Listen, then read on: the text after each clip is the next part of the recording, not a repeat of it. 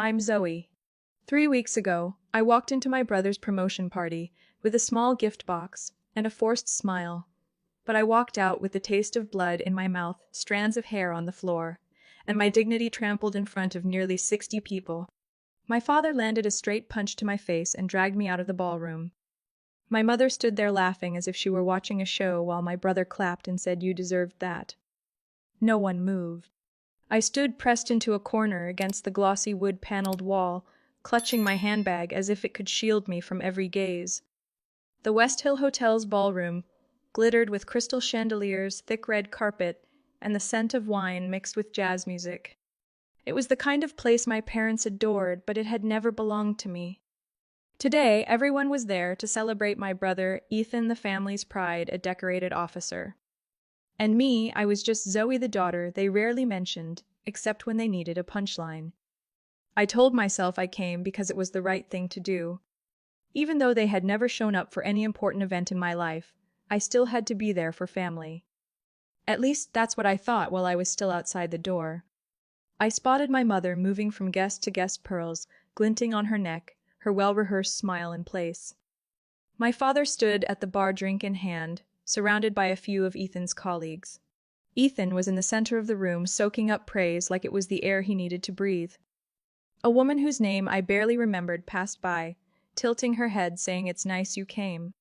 Her tone was polite but tinged with awkwardness, as if my presence was an act of charity. I smiled and replied wouldn't miss it, knowing full well it was a lie. My mother saw me. Her smile shifted slightly. She walked over heels, tapping on the floor like cold little hammers. "You didn't have to come if you didn't have anything nice to say," she said loudly enough for a nearby couple to hear. They glanced at me with a mix of pity and curiosity.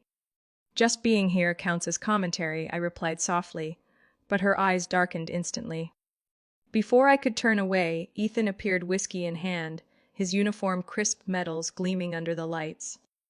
"Oh, Zoe," he said loudly enough for those nearby to hear, almost forgot.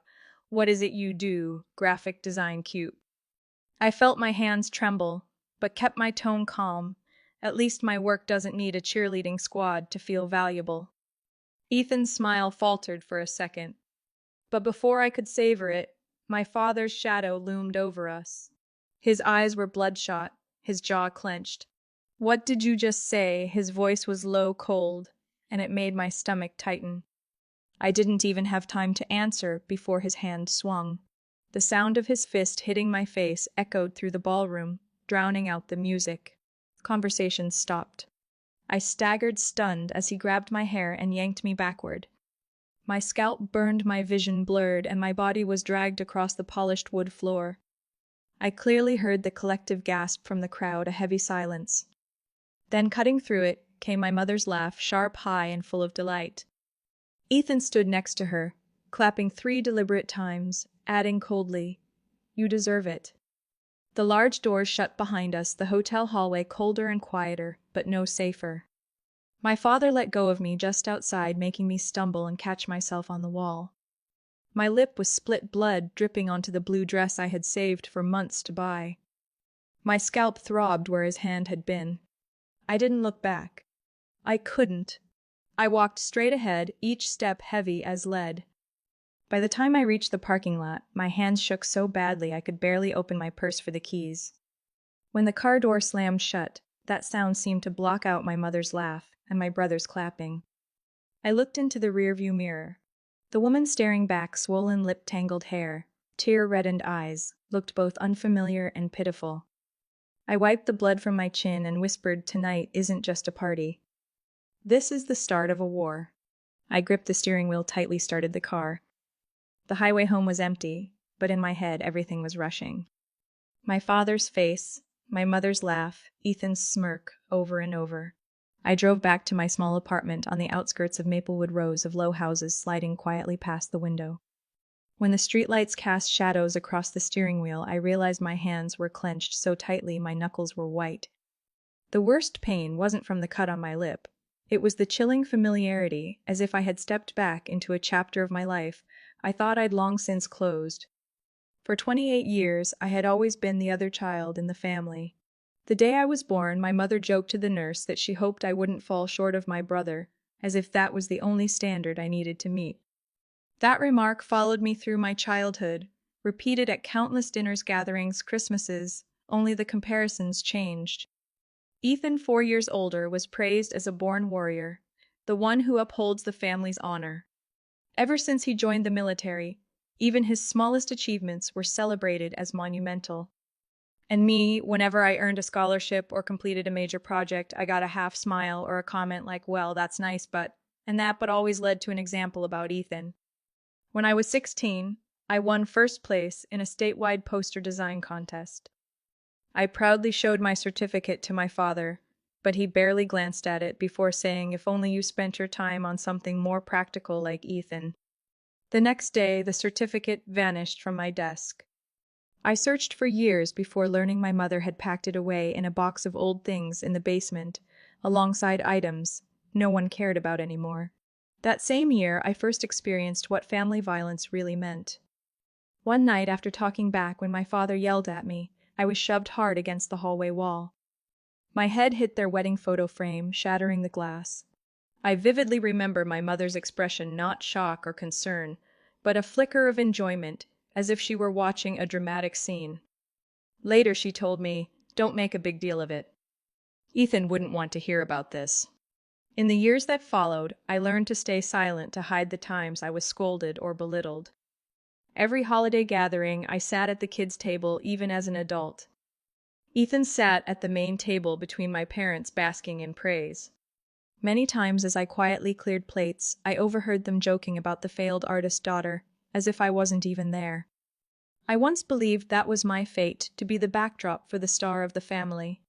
But when I left Maplewood to attend college for design, I discovered that out in the world no one knew me as Ethan's sister.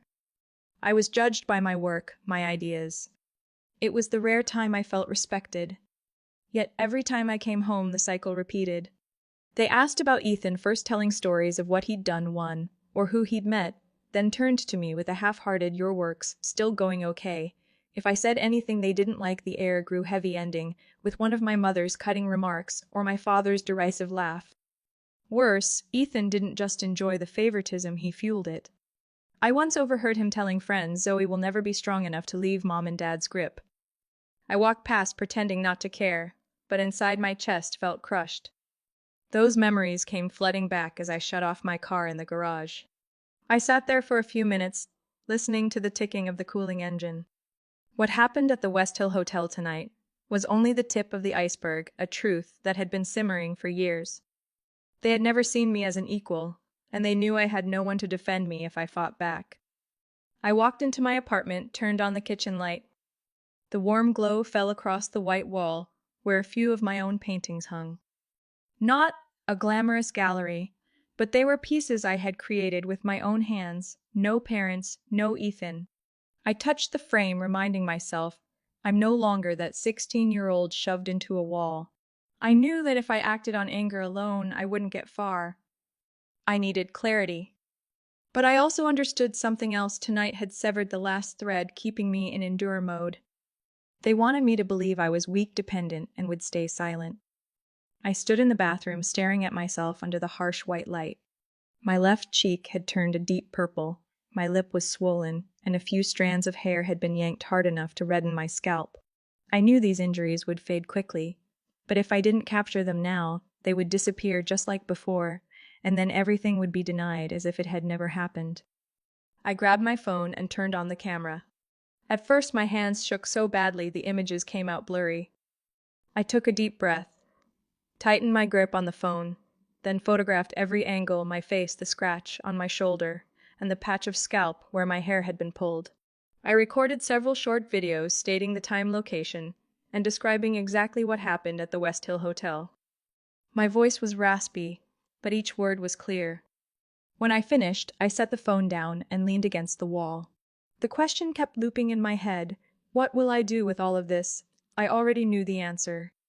If I wanted to end this cycle, I needed someone with the legal skills to make them pay, and the backbone not to cave under my family's pressure. Scrolling through my contacts, I skimmed past hundreds of names, mostly casual acquaintances, until I stopped on one, Dana Lewis. We had been in the same master's program in media arts, but she had dropped out to study law.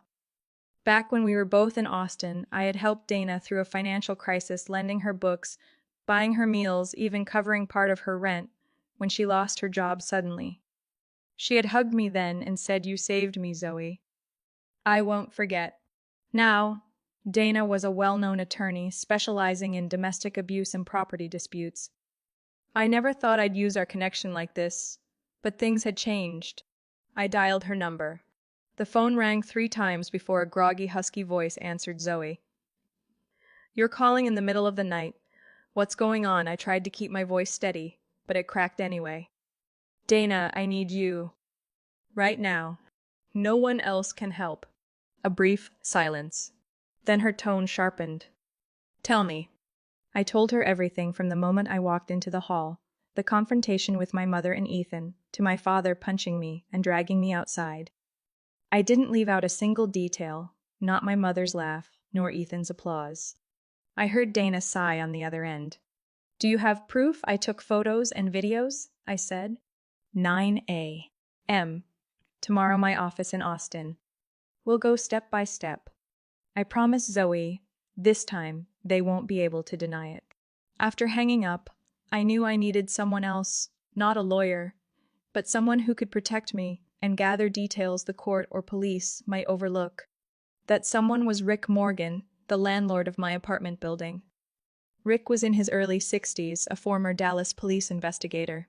He lived alone, spoke little, but had eyes that caught every small detail. I called Rick. One ring, and he picked up. "Zoe, this late. What's wrong, Rick?" I was assaulted. "By my father.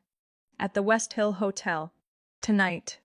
He paused for a few seconds, then lowered his voice. "Are you seriously hurt?" "I'm okay for now. But I need help investigating. A lot of people saw it, and I suspect there's more to uncover."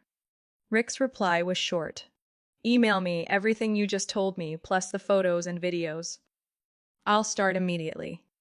Don't go out alone until I say it's safe." Minutes later, my inbox pinged with a message from him received. "I'll see if anyone filmed it. And Zoe, if your family's tied to money, I'll find it." I sat at my kitchen table, opened my laptop, attached all the photos and videos, and sent them to both Rick and Dana. As I hit send, something shifted inside me. It felt like laying the first brick of a wall that could finally protect me. That night, I didn't sleep. I brewed a pot of black coffee and cup after cup reviewed everything I had sent, checking each detail. I knew the next steps would be brutal. My family had always shaped the story to suit themselves.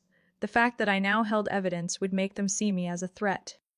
Near dawn, Rick texted might be security cameras in the hotel hallway. I'll get there before they wipe the footage. A moment later, Dana messaged, "Bring all originals to my office.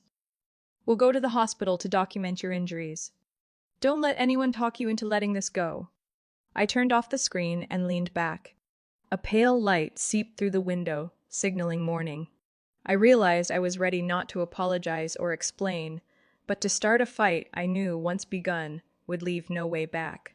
The next morning, I arrived at Dana's office carrying a bag of documents, a hard drive, and the USB Rick had just given me.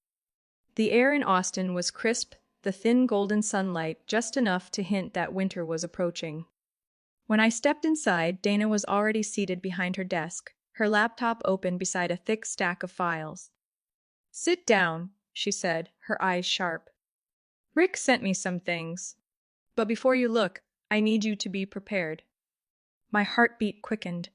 Prepared for what? Dana opened a blue folder, revealing printed bank statements and trust documents. The lines of numbers were long and dry, but it only took me a few minutes to spot something alarming: tens of thousands of dollars withdrawn regularly over the past 18 months from a trust account in my name. I looked up, stunned. "This trust, it's mine. My grandfather set it up when I was 10 to ensure I had a financial foundation for the future." Dana nodded. "Correct. And under the trust agreement, your father Thomas is the trustee until you turn 30. But here," she pointed to a $120,000 transfer, labeled Horizon Advancement Leadership Program. Rick checked it. "It's the name of a so-called leadership trainings fund, But in reality, it's a disguised bribe to fast-track Ethan's promotion in the military. The words hit me like a punch to the gut. In my mind, the image of Ethan's promotion party came rushing back, the laughter, the applause, my father's raised glass. It turned out all that glitter was built on my money. I leaned toward Dana. Are you certain? She pulled a few more pages forward. Not just once. At least 7 transfers totaling more than $600,000. And there's also an $85,000 deposit into Ethan's personal account right before he took his new post. I clenched my jaw, swallowing my anger. So he took my money, turned it into leverage for Ethan, then humiliated me in front of everyone, and thought I'd stay silent. Dana closed the file, her voice low. Zoe, this is theft and financial fraud. If taken to court, this isn't a family dispute anymore, it's a criminal case. The door opened softly. Rick walked in holding a large envelope. Got something else for you, he said, setting it on the desk. I opened it to find copies of emails between my father and a man named Carl Benson. In one, my father wrote, do whatever it takes as long as Caleb's sorry. Ethan gets promoted this cycle. I'll make sure the agreed support comes through. Rick took a seat, locking eyes with me. Carl is a former officer now, an advisor for the Horizon program. He took money from your father in exchange for padding Ethan's service record. This is direct proof the training was just a cover. I flipped through the pages, my grip tightening.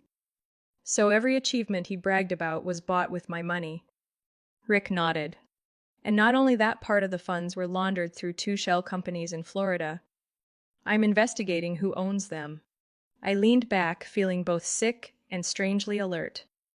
Every piece started to fit: the unconditional favoritism toward Ethan, the endless criticism toward me, and now the undeniable proof they had used me as a financial tool. Dana broke the silence. Zoe, what do you want to do next? I met her gaze. I want everything filed into the legal record. No cover-ups. No negotiations. Rick smirked. I'll handle gathering more evidence. But be ready. Once they know you've uncovered this, they'll hit back hard. I gave a faint smile. I'm used to hard hits. Dana opened her planner, marking a date. Tomorrow we meet with an independent auditor. The goal is to create a full report to submit with the lawsuit. If they try to deny it, we'll have the numbers and the paperwork to prove it. Rick stood, grabbing his coat. I'll also try to reach someone who was at the party. Maybe someone recorded what happened. That video paired with the financial evidence would be devastating. I nodded, clutching the folder to my chest. For the first time in years, I didn't feel strangled by the narrative they had built. Instead, I held a weapon they never saw coming. As I stepped out of Dana's office, the midday sun spilled across the pavement, and I realized I was standing taller. In my pocket, my phone buzzed with a text from an unknown number. Stop while you still can. I stared at it for a few seconds, then deleted it. There was no turning back now. 2 days after Rick gave me the file, I got a call from a familiar landline. My mother's voice came through, sweet to the point of being fake. Zoe, your father and I want to meet to talk, settle everything as a family. I paused, looking out my apartment window. We're at the house. Tonight. Your father will be there. Ethan, too. I agreed, not because I believed her, but because I wanted to look them in the eye when I gave my answer. That evening, I drove into the gated neighborhood where I grew up. The rows of maple trees had begun to change color, but the peaceful view only made me feel suffocated. As I stepped onto the porch, the door opened before I could knock. My mother stood there, wearing a pale pink cardigan, smiling as if she'd never mocked me at the West Hill Hotel. Thank you for coming, Zoe, she said softly, her eyes flicking to the faint bruise still visible on my cheek. I said nothing and stepped inside. The scent of scented candles and polished wood filled the living room, a room always reserved for important guests. My father sat in an armchair wearing a gray suit, his hand resting on a stack of papers on the glass table. Ethan lounged in the chair opposite, designer hoodie legs crossed, smirking. Sit down, my father ordered in his low voice. I stayed standing. Say it. I don't have much time. He raised an eyebrow, but slid the papers toward me. Here's the agreement. You'll get a substantial sum to end all of this, no lawsuits, no public noise. In return, you sign here. A quick glance at the first page, bold print, confidentiality agreement, waiver of right to sue. Beneath it, restrictive clauses. A trap wrapped in the word generous. Ethan leaned back, arms crossed. You're overreacting, Zoe. Just a minor incident. You want to ruin the whole family's reputation over that? I met his gaze. A punch, and being dragged in front of nearly 60 people, is a minor incident, my mother cut in, her voice dripping with false sympathy. We're only trying to protect everyone, including you. This wouldn't look good if it went public. That's when I spotted the metallic glint peeking from behind a lampshade, a mini recorder. They wanted me to snap so they could twist my words. I exhaled slowly and set the papers down. Clever, but not enough. My father's voice hardened. Zoe, don't make yourself the enemy of this family. I leaned toward him, my tone low and precise. Family doesn't steal my money to buy your son a promotion, then hit me when I speak up. Family doesn't set traps to protect a fake reputation. My mother flinched. Ethan's smile faltered. You have no proof, he muttered. I smiled faintly. Then keep thinking that. I stood, grabbing my bag. I came here to give you one last chance. I guess we're done. As I reached the door, my father called after me, anger lacing his voice. You'll regret this. I turned back, meeting his eyes.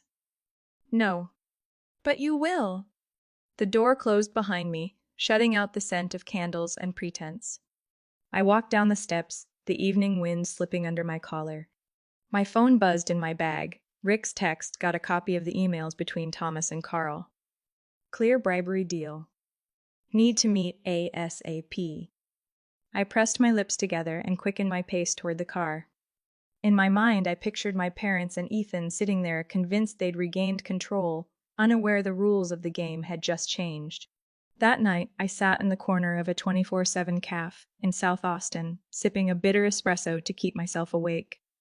The glass door was fogged with condensation, reflecting my shadow along with two people walking toward the table, Dana and Rick.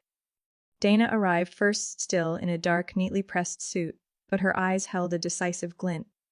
Rick followed, wearing a worn leather jacket, carrying a folder of documents and a small USB drive. Sit down. Zoe. Dana began placing a new file in front of me. Rick just got us what we've been waiting for. Rick didn't waste time sliding the USB toward me. Security cameras from the West Hill Hotel. A security guard I used to work with backed up the footage before management erased it. You'll want to see this. I plugged the USB into my laptop. The screen showed a brightly lit ballroom, then jumped to the moment my father lunged forward, the sound of a punch ringing out clearly, followed by him, grabbing my hair and dragging me toward the door. My mother stood right behind him, her hand covering her mouth, but clearly laughing, while Ethan, unmistakable, clapped 3 times, mouthing something. I paused the video, pushed my chair back, a chill running down my spine. So, there's no denying it now. Dana nodded. Zoe, this is a direct hit to the perfect family image they've built for years. Combined with the financial records, we have a complete picture abuse, embezzlement fraud. Rick opened the bag, pulling out several printed screenshots of emails and wire transfers.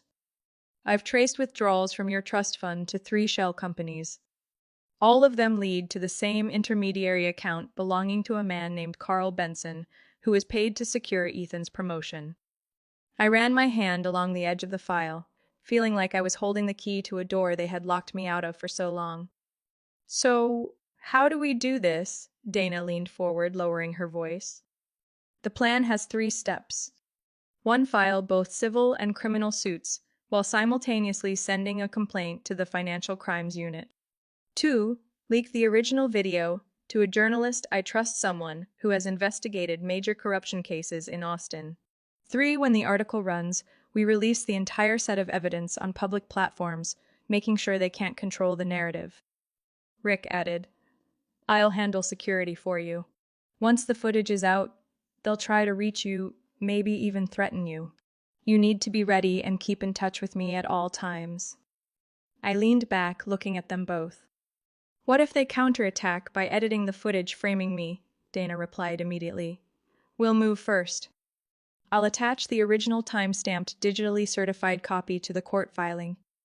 If they create a doctored version, it becomes proof they intentionally distorted the truth. I gave a small, humorless smile. I gave them the chance to walk away and they chose the dirty game. Now I'll play by my rules. Rick pulled a small slip of paper from his jacket pocket. This is the contact info for someone on the event staff that night. She saw everything and is willing to testify if needed. Dana jotted it into the file quickly. An eyewitness will seal the deal. Zoe, when we go to court, we won't just win, we'll make sure they answer to the public. I nodded, feeling a different kind of heat spreading through me, not anger, but a sharp clarity mixed with new strength. For years I had only been on defense. Tonight I would go on the offensive. The meeting went on for another hour as we split tasks. Dana would finalize the legal filings within 3 days. Rick would continue tracing my father's financial ties to broaden the investigation. My job: prepare my testimony, gather every relevant email message and recording from the past years. When we left the caf, the Austin night air was cool, but my head felt hot. In my bag, the USB with the video was like a ticking time bomb. In the past, I'd feared everything blowing up. Now I wanted that moment to come as soon as possible. Rick stopped, placing a hand on my shoulder. Zoe, once this goes public, there's no going back. I answered without hesitation, I don't want to go back. 3 days later, the case file was complete. Dana placed a thick envelope in front of me. Inside were all the legal documents, along with a copy of the USB containing the original video. It's showtime, she said, her voice calm, but her eyes sharp as glass. I've contacted Jenna Ward, an investigative reporter at the Austin Chronicle. Last year, she exposed a major embezzlement scandal and didn't shy away from going after powerful people. She's exactly who we need. We met Jenna at a quiet coffee shop downtown. When she arrived, her brown hair was tied back neatly, a laptop and recorder in hand. Without small talk, I set the envelope and USB on the table. In here, I said, is everything: video, financial records, emails, shell company info. If you decide to publish, release it all. But I want to remain anonymous until I have to appear in court. Jenna plugged in the USB and played the video. When my father's punch echoed in the room, her face froze. By the time she saw him dragging me toward the door, my mother laughing and Ethan clapping, she closed the laptop and took a deep breath. Zoe, this isn't just abuse. This is about power, money, and corruption. It's going to blow up. Exactly, Dana replied. And we want it to blow up in a way they can't put out. Jenna nodded. Give me 48 hours to verify and cross-check everything, and I'll run it. 2 days later, on a Monday morning, the Austin Chronicle published the investigation under the headline Businessman Thomas Walker and Son implicated in trust fund abuse assault allegations. The article included the original video, a breakdown of the money trail, and excerpts from emails between my father and Carl Benson. The story spread like wildfire. Within hours, the video was shared thousands of times on social media. Local news outlets and TV stations picked it up. Comments under the article were full of outrage. Who does that to their own child, and using your daughter's money to buy your son a promotion? Disgusting. My phone didn't stop ringing. Old friends, classmates, coworkers. Some offered support, others were quiet for a moment before saying, I always knew they treated you badly, but I didn't think it was this bad. But as Dana predicted, my family didn't sit still. Just 1 day later, a friendly news site published another video, spliced from a guest's camera. In this version, they cut out my father hitting me leaving, only the part where I reacted afterward, overdubbed with commentary, claiming I lost control and disrupted the event. Shortly after, my father's law firm issued a press release accusing me of distorting the truth for personal gain and damaging the family's reputation. They also filed a countersuit for defamation and asked the court to ban the distribution of the video. I read the complaint, my lips curling. They think this will scare me. Dana stayed calm. No. This is a preemptive strike to create doubt. We'll hit back immediately. Rick brought in a digital forensic report from an independent expert, proving their video had been edited with nearly a full minute deleted. Dana filed this with the court alongside the time-stamped original security footage and sent it to Jenna for a follow-up. Jenna didn't waste time. The next day, the Austin Chronicle ran a second piece evidence shows Walker family's rebuttal video was manipulated. The article compared the two videos, highlighting discrepancies, and quoted the expert, "This is a deliberately altered product to change the context." This time, the public backlash was even stronger. The hashtag #JusticeForZoe began trending on Twitter and spilled over to Facebook and Instagram. People who had known my family started sharing stories they had never dared to speak before.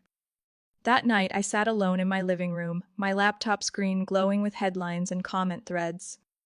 A new notification popped up, an email from an anonymous address. "You have no idea who you're messing with. This is just the beginning." I stared at the words, my heartbeat slowing, not from fear, but from the confirmation that they were losing control. And when they lost control, mistakes would come faster. I forwarded the email to Dana and Rick with a single line: "Get ready for the next move." The trial took place on a cold, gray Wednesday morning. In front of the Travis County Courthouse, dozens of reporters and cameras pointed straight at the main entrance. I stepped out of the car, Dana on my right, Rick behind me like a silent shield. Inside the courtroom, my father was already seated at the plaintiff's table, black suit neatly pressed, but with dark circles under his eyes and slightly hunched shoulders. My mother sat quietly beside him, eyes fixed on the stack of papers in front of her, avoiding all eye contact. Ethan sat further back, his face tense, a stark contrast to the confidence he'd shown at West Hill. When the judge entered, the air instantly stilled. Their attorney began with the familiar line, "Your Honor, my client has been defamed," but before he could finish, Dana rose, her voice steady. "Your Honor, we request that all evidence files be unsealed, including the original video and financial documents, to prove that this is not a case of defamation, but the raw truth of abuse and fraud." The judge glanced down at the case file and gave a slight nod. "Request granted. The court will review them publicly."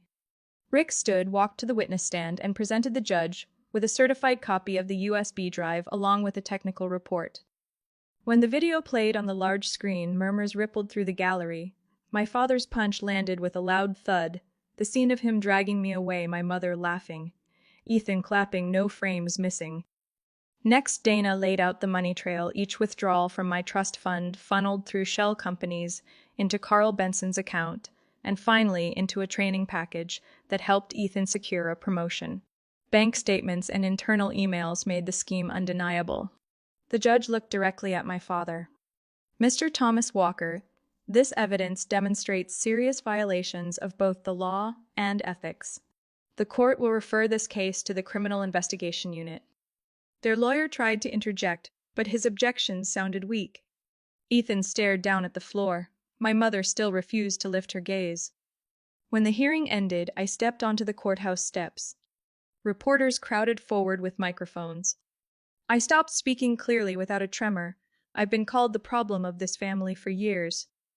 They thought I'd stay silent forever. Today, I take my name back. This isn't just about answering for what they did. It's to say that no one has the right to use violence and fraud to hide the truth.